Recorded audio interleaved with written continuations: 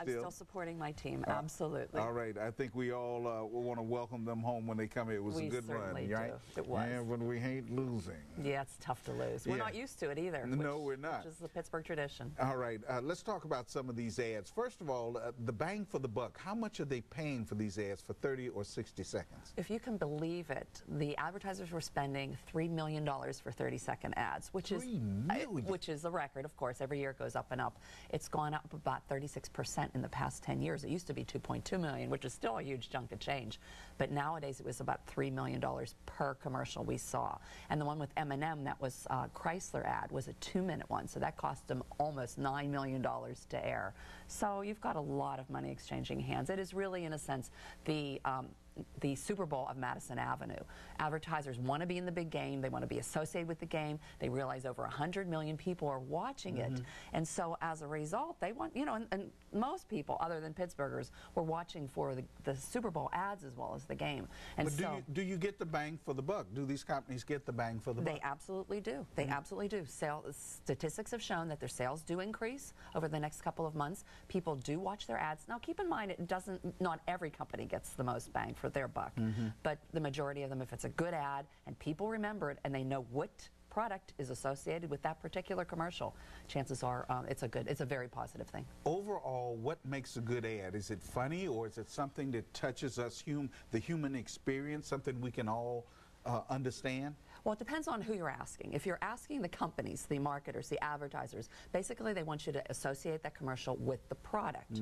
And so they want you to remember that ad, that it was their ad. As far as our viewers go, what they want is they want it to be funny, they want humor, they want critters, they want creativity, and they want something that's going to stay in the mind of people. We like things with a story. We like commercials that have a lot of zip to them and are funny. Basically the ones with the humor are the ones that tend to do much better, because it's a Super Bowl. People are barely watching the commercials. Sometimes they're eating and drinking, talking in between. They want to glance up. So something that's too long and too serious probably isn't going to grab their attention.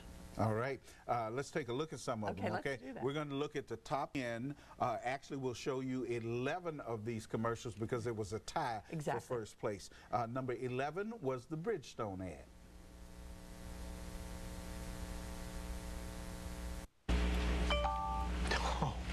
Oh no. Rod, you sent this email, reply all. You hit reply all.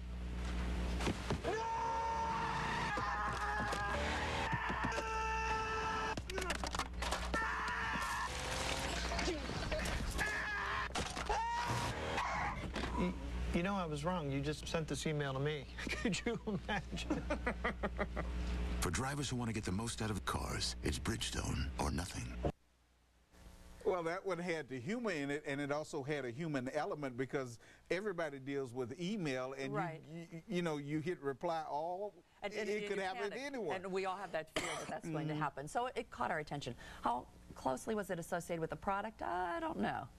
As he runs around from place to place, I don't know if I was getting it that was about tires. No, to tell you really didn't get that. So the point is, if you can't associate the ad with the actual product, does it really make sense? So that one was a little bit confusing. People enjoyed the commercial, but I don't think they're going to go out and buy Bridgestone tires as a result of the commercial, which is what you want to have happen. Now, Coca-Cola and the soft drink people have always been big on the Super Bowl ads, right? And remember, the Coca-Cola one with Mean Joe Green is the all-time classic.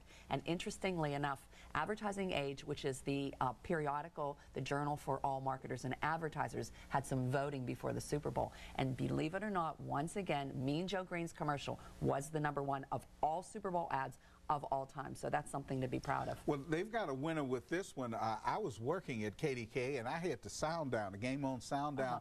I didn't even need sound to understand this one. I went in a commercial break and just looked up at the monitor, never turned the sound up, but I could understand the storyline looking at this commercial. Which is what you want to have happen. All right, here's the Coca-Cola commercial.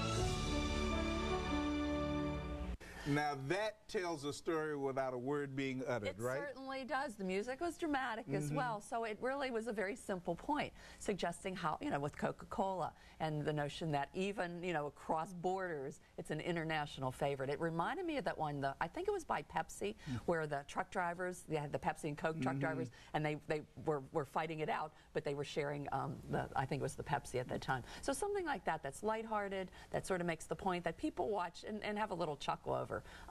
Seems to be very successful in that one work. Detente through soft drinks, huh? Yes, exactly.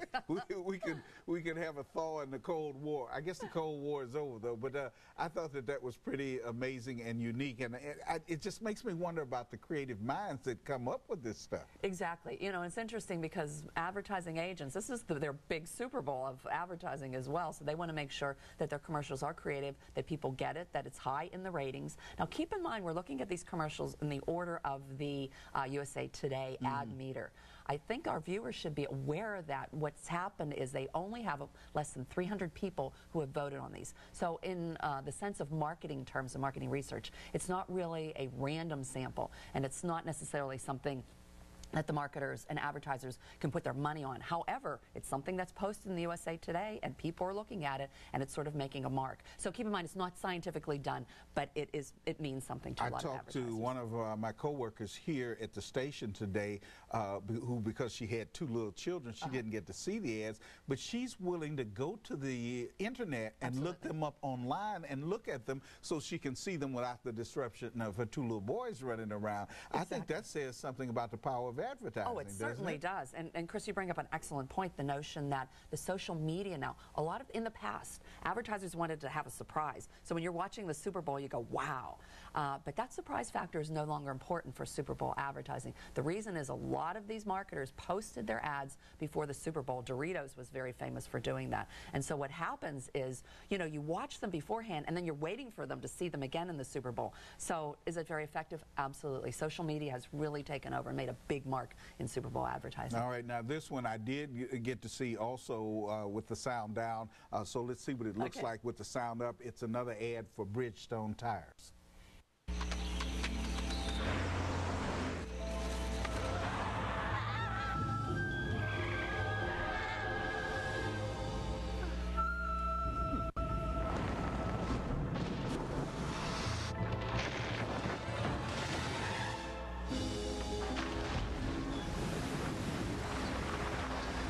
For drivers who want to get the most out of their cars, it's Bridgestone or nothing.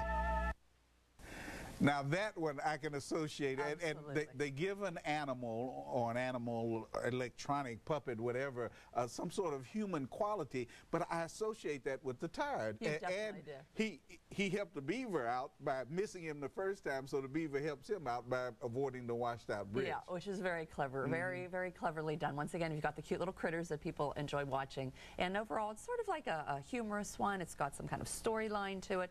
It's short, it's very simple, and it makes sense, and it is related to the product. So that was a winner. That was definitely. Now this next one is about the NFL and a fan tribute. I didn't see it. I don't know anything about it. This is one of my favorite ones. I love this one. It has a lot of nostalgia, which a lot of times in Super Bowl ads you want to have that. So you want to be able to have people say, oh, I remember that TV show. I remember that song. I remember those actors. And so that's what happened with this particular commercial. So overall, I thought this was a very good one. And keep in mind, it is for the NFL, which is obviously. Do they pay for their own commercials, do they pay themselves? They pay themselves. Now, keep in mind, too, if with the looming strike, this is perhaps one reason why they wanted to air this, to get some goodwill there. There's something I hadn't thought of. Yes. Okay, let's look at this spot for the NFL fan.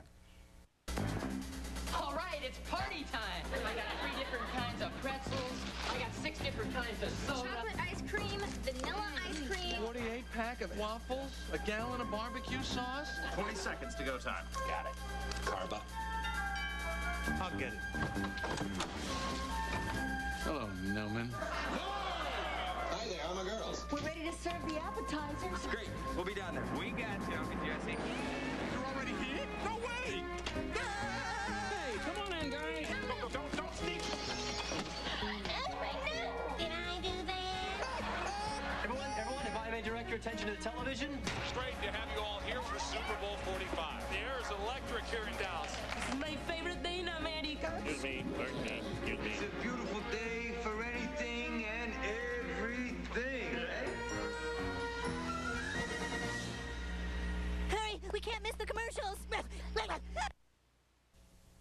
was a great one. I enjoyed that one a lot. I missed it. You didn't get that one? No. Oh, Chris, what they were doing is they had all the people in various TV shows from way back, and they were celebrating football. So they were either cheering for fans or cheering for particular teams or just enjoying the NFL. And so, you know, it was sort of glorifying and showing throughout, like, history, TV history.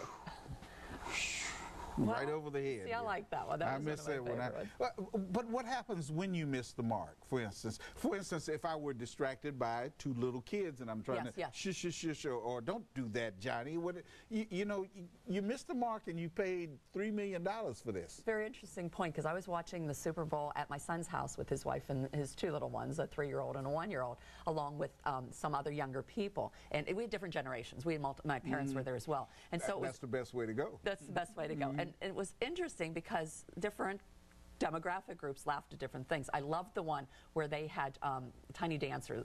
There was cowboys that were singing that. And I was the only one that got it because that was from my era, as compared to Eminem when the commercial was on. See, I wonder if generationally kids would get a lot of that, because I don't know how many years Seinfeld has been off the air, but there were lots of spots in there from Happy Days. Gee whiz, how long has that been off there? Well, but reruns, we have reruns, we have TV Land, so a lot of people are watching this. So some of the kids got that one too. All right, from the fans back to the soft drinks. Let's look at this one for Pepsi Max.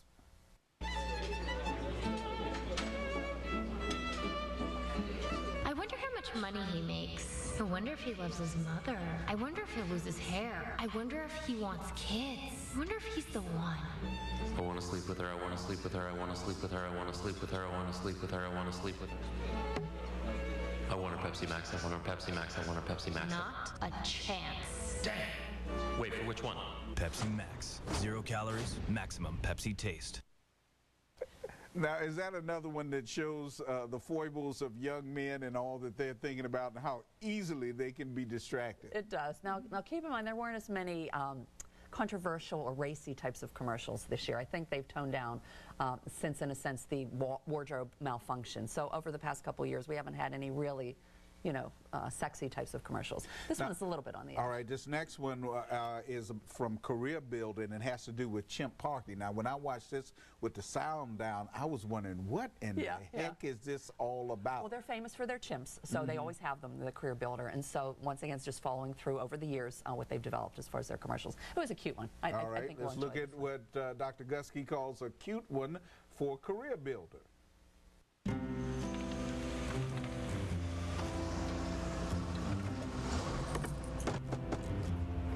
Guys, can you just give me a little space here? You just parked a little close. Guys, come on, guys. I got a meeting. Never mind. This guy. Stuck between a bad job and a hard place? Ron, did you notice maybe you clipped me a little bit there? CareerBuilder.com. Start building. Ron! So they're known for their chimps, right? They are, because a couple of years ago they had started, you know, if you were stuck working with a bunch of monkeys in your office, and then they just continued that theme. Because once again, remember, people like the animals. They like the little critters being in the commercials. And so that one was sort of